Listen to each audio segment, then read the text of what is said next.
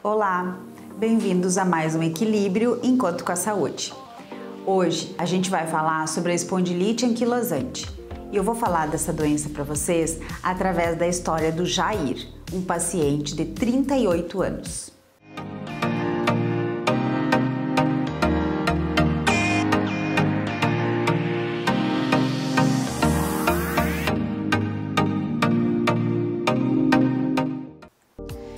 Jair me procurou por uma queixa de dor nas costas. A sua dor era lombar, baixa, tinha começado há mais ou menos 6 meses.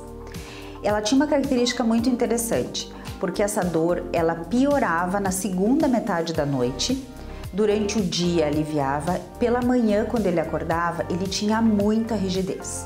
Essa rigidez dificultava muito ele levantar da cama e fazer os seus primeiros movimentos durante o dia. Escovar os dentes, se vestir, preparar a sua primeira refeição. Mas depois do meio-dia, ele já se sentia muito melhor. Porém, para conseguir fazer as suas atividades durante a manhã, ele precisava consumir anti-inflamatório. Porém, devido ao consumo muito exagerado do anti-inflamatório, porque a dor era muito intensa, ele já estava com gastrite e sua pressão estava aumentada. Outra queixa de Jair era uma dor no joelho.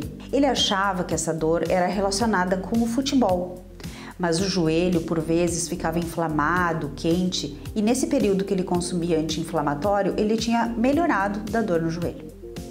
Outro fato interessante que Jair me contou foi que nos últimos 2 anos ele andou fazendo algumas consultas com um médico oftalmologista por causa de um olho vermelho. Em função dessa inflamação no olho, ele tinha dor e tinha bastante dificuldade de enxergar. Bom, o Jair já tinha me trazido alguns exames. Alguns exames mostravam que o VHS e a PCR estavam levemente aumentados. E os exames que ele tinha feito de coluna estavam normais, os exames radiológicos. Mas era importante a gente fazer um exame específico da coluna, que é o raio-x da articulação sacroiliaca. Quando ele me trouxe esse exame alguns dias depois, ficou ainda uma dúvida se existia ou não alguma inflamação, alguma alteração, já que as suas queixas de dor eram muito recentes e esse exame pode ser normal quando o paciente tem queixas recentes, uma doença ainda muito precoce. Então, eu solicitei uma ressonância magnética. E aí a gente teve a confirmação da doença de Jair. Se tratava de uma espondilite anquilosante. Iniciamos o planejamento do tratamento de Jair. E numa decisão compartilhada, optamos por hidroginástica. A gente tem evidências científicas que a atividade física na espondilite anquilosante exerce uma eficácia no tratamento, evitando a anquilose das articulações. Então é muito importante pacientes com essa doença se manter ativos. Jair aderiu muito bem à terapêutica, tanto não medicamentosa quanto medicamentosa, e hoje tem uma vida totalmente sem dor. A espondilite anquilosante é uma doença reumática, inflamatória e crônica. E diferentemente das outras artrites, ela tem uma característica bem especial. Ela costuma inflamar a coluna, que a gente chama de esqueleto axial. Qualquer parte da coluna pode ser acometida. E além disso, uma outra característica muito especial da doença é que ela acomete a região sacroiliaca, que é onde a coluna se encaixa na bacia. Além disso, ela é muito mais comum em homens do que mulheres, acometendo 3 homens para cada mulher. A espondilite anquilosante, ela tem o seu diagnóstico feito através da história clínica.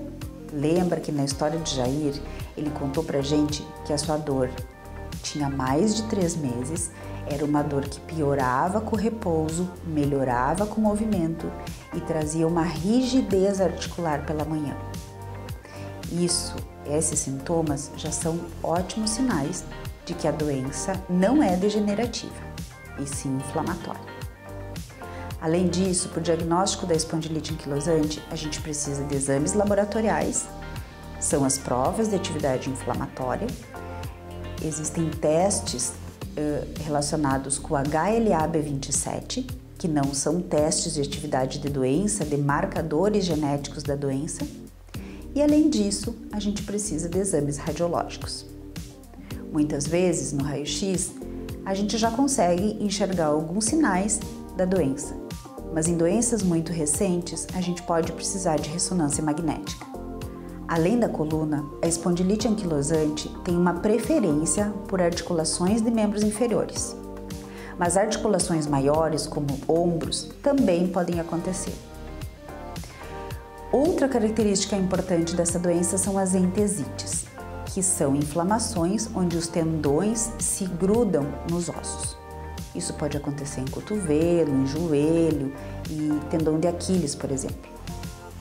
Lembro a vocês que nenhum sintoma isolado pode fechar o diagnóstico de espondilite anquilosante. Muitas vezes a gente precisa de um conjunto de sinais clínicos, de sintomas clínicos, radiológicos e laboratoriais.